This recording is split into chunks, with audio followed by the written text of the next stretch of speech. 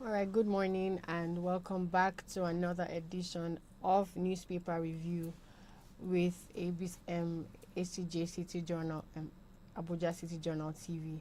I am Princess Etuk, and with me is Mr. Patrick Ido, our in-house analyst and also our frequent and very consistent guest. It's good to have you, Mr. Patrick. Thank you, Princess. Yeah, good morning. Today we'll be reviewing four newspapers, which is the Daily Times, the Nation newspaper, the Vanguard, and Sporting Sun newspapers. And starting from the Vanguard newspaper, we have a headline that says CBN limits cash withdrawals to 100,000 naira weekly. And for the Nation newspaper, we have candidates to beat. That's why attacks are coming. And for Sporting Sun, there's a headline that says Africa jubilates as Morocco eliminates Spain. For the Daily Times, which is the last newspaper we will be reviewing, 2023 election will be free, fair, credible, says Buhari. Now, starting from the Vanguard newspaper, which says CBN limits cash withdrawals to 100,000 naira weekly, we know that this will have some effects, both positively and negatively, on some businesses, from some private sector businesses and some public sector businesses too. What do you have to say about this? What do you think about this new? So yesterday, CBN announced some far-reaching measures as far as monetary policy is concerned. I think the effort is geared towards, as in reducing. They said the effort is geared towards reducing inflation, and they want to reduce the money in circulation. So they limit the weekly withdrawal per individual to 100k, Yeah. and I think 5 million naira, 5,500,000 naira per company. For me, I think the essence is just as in to limit as in the money in circulation, to curb inflation. But like in every policy, you will have negative. There will be a negative effect. There will be a positive effect of it. But when they made the announcement yesterday, one thing that first came to my mind was, what will be the fate of, as in, those who are engaging in POS business, as in, because they need money. They need money, as in, to give people that are withdrawing. Does it mean that they will not be able to make 100k, to make, as in, to withdraw more than 100k? As in, if you look at the money that those guys are, as in the money that they are using to transact business, you know that is much than surpass that. So 100K. does it mean that maybe they will find another alternative? Because we cannot allow, because that sector also is a sector that brings a lot of, as in, people are engaging, as in, you have employment. A lot of people that is what they are doing to feed their family. So I think that the CBN will also look at that direction. Maybe they will accommodate them in, as in, they should find a space for them, an alternative for them, An exemption to the yes, rule. maybe they should be exempted. But I think what CBN focused, what they wanted to achieve with that is to ensure that they reduce the amount of money in circulation. Because if you reduce the amount of money in circulation, it's going to also have, as it's going to affect inflation. Because when so much money are in circulation, as in, the money will not even have value. The value will be reduced. So I think that is the main thing that they wanted to achieve. Because even if you go to in other climes also, like in United States, in UK, you don't see so much the big denomination, as in the big. You cannot see, like in United States now, it will be difficult for you to see $1,000. Everybody carrying $1,000 up and down. As in, like on Nigeria, the highest denomination in Nigeria is 1,000. Almost everybody have 1,000 is in their pocket. So I think that is what they wanted to achieve. Because they said that when you want to use, henceforth now, if when the banks are loading their ATM machine, the amount that as in you will not have more than 200 naira denomination, as in, you only see 200 naira or 100 naira. They will not be loading 500 or 1,000 naira again. So I think the main focus of this thing, as in the primary objective of this, is just to reduce the money in circulation and curb the inflation. Let's hope, and we hope also that it will have so much positive effect, because if inflation is reduced, it will tell on our pocket, as in it will have effect also on the value of the currency, as in, because what you can use 100 naira to get, as in if the inflation is reduced, you can use 20-30 naira to get the same thing. So I think it's going to have a far-reaching effect on our economy next year, but we hope that it will be a positive one. Exactly. But my question is this the only way inflation and value of money, is this the way, so that value of money can be gotten?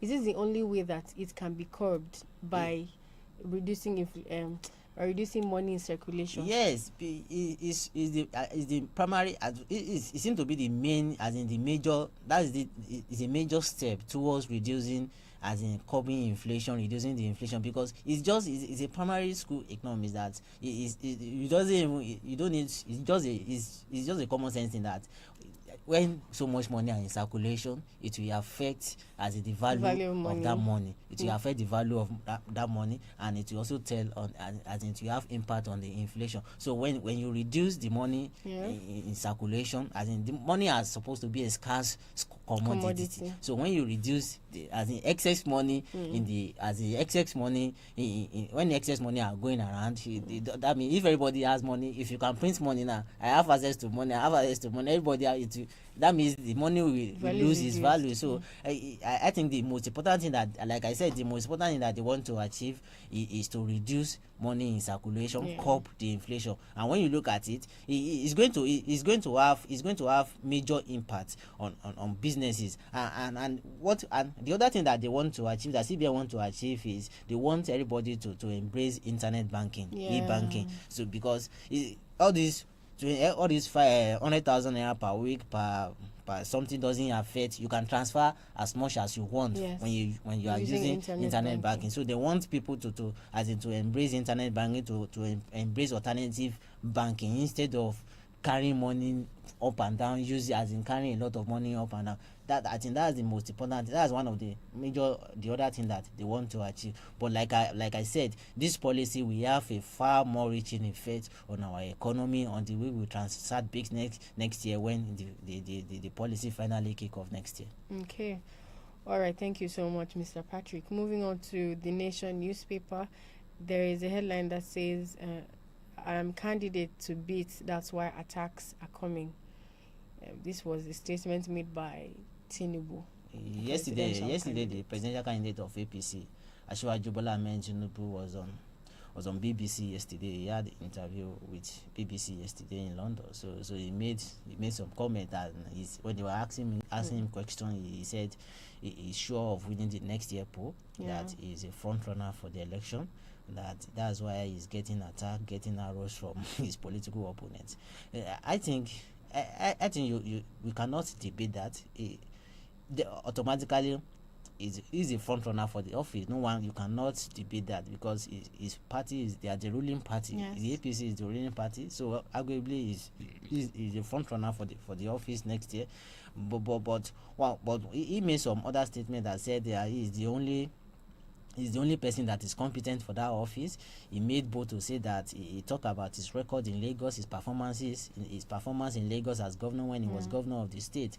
He also said that he was able to raise the Lagos IGR from 600 million to 20-something billion before he left office. He talked about continuity, the way he's turned Lagos from slum to a small country, a mini country. And he boasted about his achievement yesterday, what he has achieved in Lagos. And he also talked about how he's going to secure Nigeria, that he's going to turn around the economy, that the President Buhari has done better in area of security, especially in the northeast. He also said he's going to recruit people into the military, as in more volunteer into the military. As in he talk on so many issues on what he's going to do differently, what he's going to handle.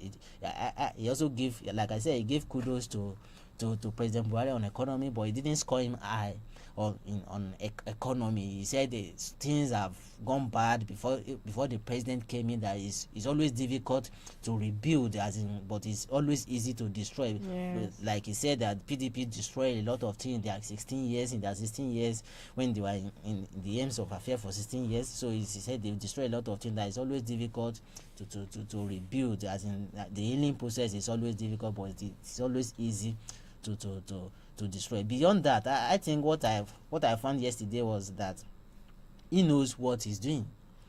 He knows what he's doing. He knows the direction. That's the presidential candidate. Yes, Asiwaju Bola Tinubu. He knows the direction on where he's going to take the country to, and he has a plan. He has a plan. So it is not left to be seen how he's going to implement those plans, because it is always easy to talk. It is always easy to enumerate your plan, to itemize them, but the most important thing is in the implementation. How you are going to implement those plans. So it is always all this talk. All those talk yesterday is just a political talk. What you want to hear, what an average Nigeria want to hear, because all the candidate will tell you sweet, as in the normal sweet talk that politician will tell you what they will achieve, because we had more than that in 2015 when this administration was coming on board. There were a lot of promises. So these are the time for promises upon promises. So I think what is most important for Nigerians now is who the person that they believe in, who because we have several presidential candidates. All of them will be talking, so it is not left for Nigerians as in to settle down for one of them. But yesterday he talks about himself. He was able to market himself to Nigerians, that he says so many things. But the most important thing he was saying yesterday, for me, I think what he was so as in so particular, as in his attention was yesterday seemed to reject towards what he has achieved in Lagos. But for me, I think he should be talking more of as the APC administration, because Nigeria is not Lagos. Yeah. Because most of his point yesterday was Lagos. For me, I think what Nigerians want to hear is APC has been in government for 8 years. So we want to hear what this current, he should be talking about the achievement of this administration, more of Lagos, what he has achieved in Lagos. Because yesterday 70% of the engagement yesterday of his was what he was able to achieve in Lagos, how he turned around the Lagos economy. So I think he should focus more on Nigeria, as in focus more on the administration of this current government, because if he wins the election, he's going to take over from this government. So I think he should highlight more the achievement of this current administration instead of talking about Lagos. What he did in Lagos, right?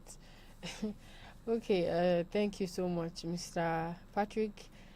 Moving on to the Daily Times newspaper, the headline says one of the headlines says 2023 election will be free, fair, credible, says President Buhari. Yes, it was. Yes, I think the president has been consistent with this statement several times, that the 2023 poll will be free and fair. That the security agency even gave a marching order to the security agency yesterday that they should be neutral, that they should not be, as in they should not support any party, as in they should be neutral before, during and after the poll. So I think it is what is expected of a president to say. It is what is expected of him to say. We have always known President Buhari to be very firm when it comes to election matter. He's not a president that will tell INEC to shift the rule for his political party, as in because even during the 2019 poll, I remember in Ogun State, it was in Ogun State when former governor Amosun and the current governor of Ogun State, Dapo Abiodun, was at loggerhead. He told them that the Ogun people should vote for candidate of their choice, as in he's not the president that will impose his will, as in on anybody, on any institution. So I think it's a plus for him. Even his critics will attest to that he's not a president that will shift the rule to accommodate his political party. He doesn't give a special preference to his political party. So I think it's a plus for him. I think it's something that the incoming, his successor, the incoming, whoever will take over from him,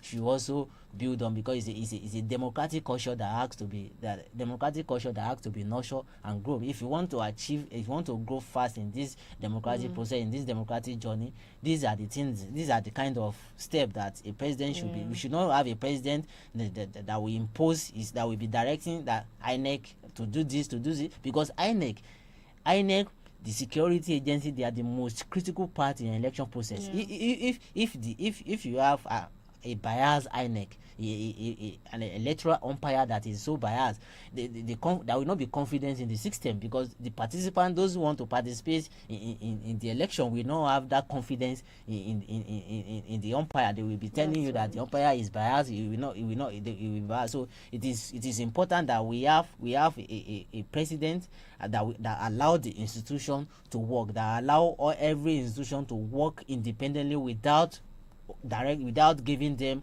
or without interfering in their affairs. So as we move towards 2023 election, these are the kind of assurances that the president is giving Nigerians and those who want to participate in the election. Is good, as in it's good for the system. Yeah, true that. I'm fully in support, and it just reassures the citizen of Nigeria that the government have everything covered, and security, we are hopeful, that security will be assured and given 100% when it's time for the elections.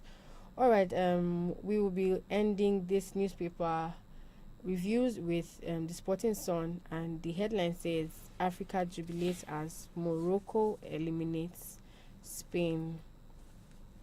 Yesterday was a good day for African country. It was a good outing. Yesterday, the Moroccans were able to defeat the Spanish. Nobody saw that coming. I didn't even see it coming because the Spanish are powerhouse in world football. Yes. They are former world champion, Yes. and this is a Morocco team that they've not been consistent since the beginning of the World Cup. But as the World Cup progresses, it's as if they are growing into the games.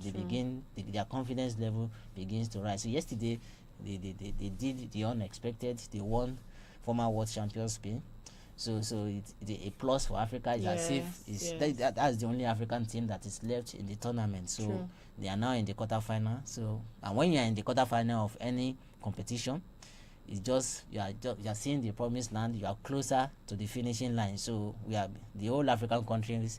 African people will be rooting for them, will be supporting them. Yeah. As in, even if they are not going to win, at least maybe almost there to semi-final. Even if they are not going to win, they qualify for semi-final. They will make history. They will become the first African country to ever get to a semi-final of a World Cup, because Senegal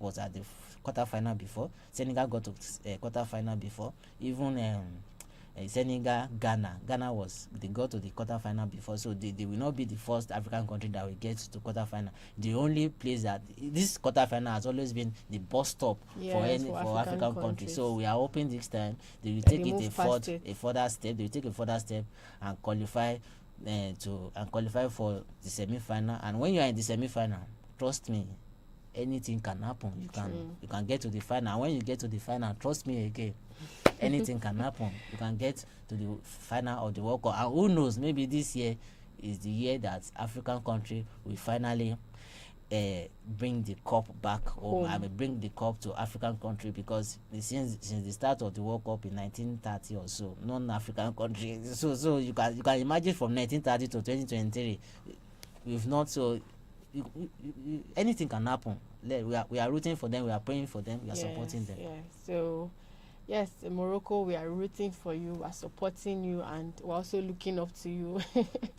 All right, thank you so much, Mr. Patrick, for reviewing these newspapers. All right, we reviewed the Nation newspaper, the Vanguard, Daily Times, and also we reviewed Sporting Sun, talking about sports. Thank you so much for viewing. Thank you for always staying tuned. Thank you for always commenting on our post, and also watching our content consistently. This is Abuja City Journal TV. You can also follow us on our various social media platforms on Instagram, Facebook at ACJ Online TV. My name is Princess Etuk, and this is our in-house analyst and guest, Mr. Patrick Ido. Thank you so much again, Mr. Welcome. Patrick, and thank you for viewing. Until we come your way next time, which is tomorrow, same time, same station, 10 a.m. Thank you so much for watching.